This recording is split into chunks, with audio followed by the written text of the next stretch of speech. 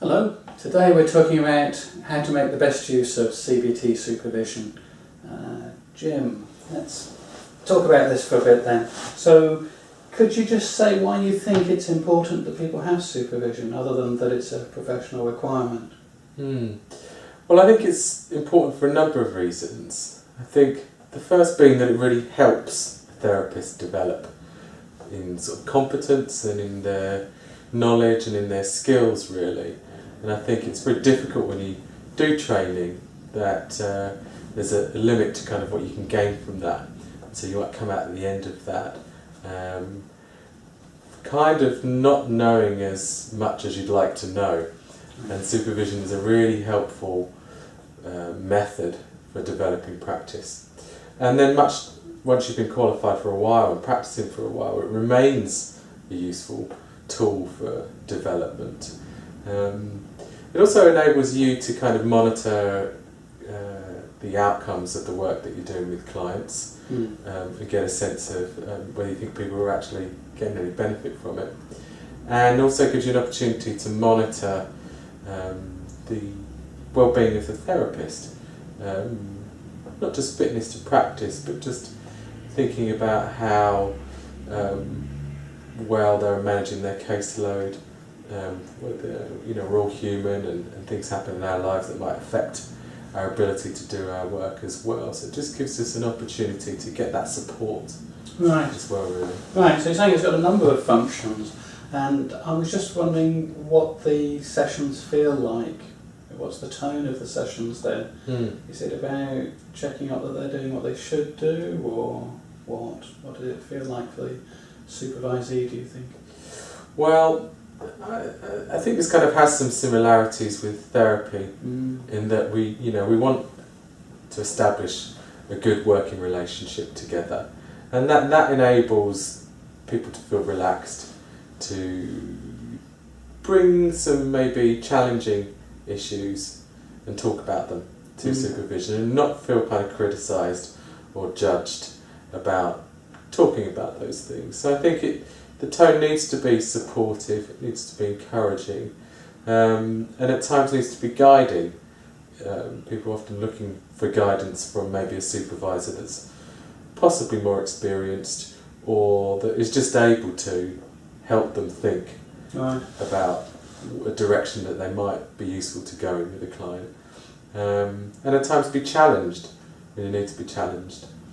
So what do you do in the session? Do you find that it's mainly talking about this third party, the client, and their problems and how you're doing with the client? Is that the main meat of the supervision? Very much. The client's often the focus of the supervision, and somebody might prepare for supervision in a particular way, looking through their case notes of particular clients, thinking about a question that they might want to have answered in relation to some of the work that they're doing.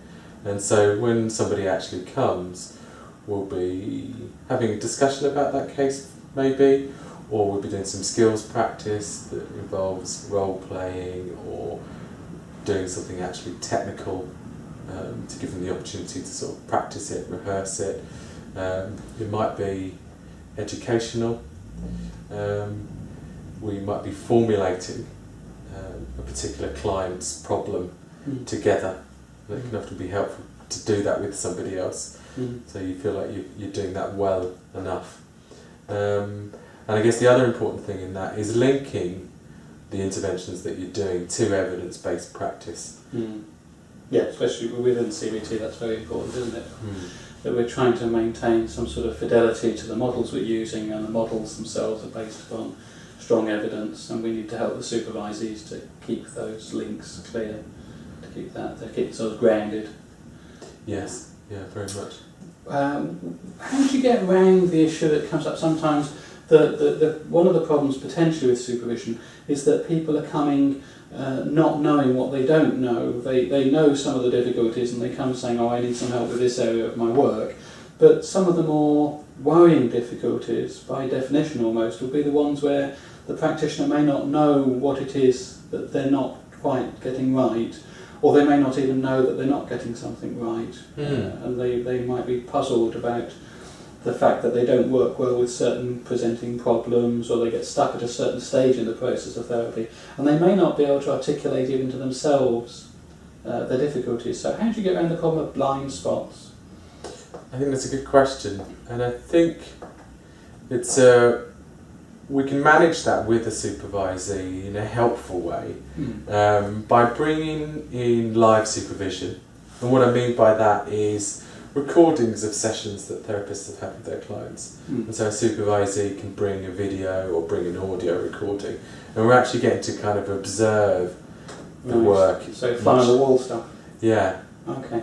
It's gives you much more information and understanding of how the work is actually progressing and what the client might be presenting like, and how therapists might be responding to them. Yeah, and you really get to see the fine detail then, don't you? In supervision, if you talk about clients, you often end up talking about the sort of theoretical or more macro stuff, but when you're seeing the practice being done, you're focusing on the fine detail of when you said this, or the way you may ask that question. You can ask about very fine detail things. Yeah, and you learn a lot about yourself from a therapist and watching yourself as a therapist. Certainly it's an essential part of training and also kind of maintaining accreditation once you are qualified. But generally I think it's just a useful tool for reflecting. And when you're talking about using technology for recording sessions and so on, I wonder how you feel about using the technology for having the supervision sessions. How do you feel about supervision by Skype or by telephone? I think it works very well, that I guess that synchronous type of supervision, where you're actually kind of talking in the moment, but just using different mediums really. My experience is that it can work just as well as meeting in person. It can be easier for people to do that. Certainly it's not always easy to find a supervisor within your area locally, or that you might not have time to put in the extra travel to go and see. It seems like it's increasingly difficult for people to do that in whatever capacity or organisation they work. So it's maybe something that people aren't used to as a supervisee, having not maybe tried out that method before. There may be some reluctance to, but I think it can work really well. Yeah. And so if somebody is looking for a new supervisor, or particularly keen on having supervision with a particular supervisor who's not nearby, then I would say it might be worthwhile giving it a go, see what you think. And yes, and it also gives colleagues in countries where CBT isn't as well established a chance to access supervision, doesn't it, by having supervision internationally, which I've certainly found works fine. Right. So yeah, I think it's a useful adjunct to be able to use Skype and telephone. Thank you very much, Jim. And if you might like to pursue supervision and find some supervision shortly, then we hope you might think about coming along to see either Jim or myself.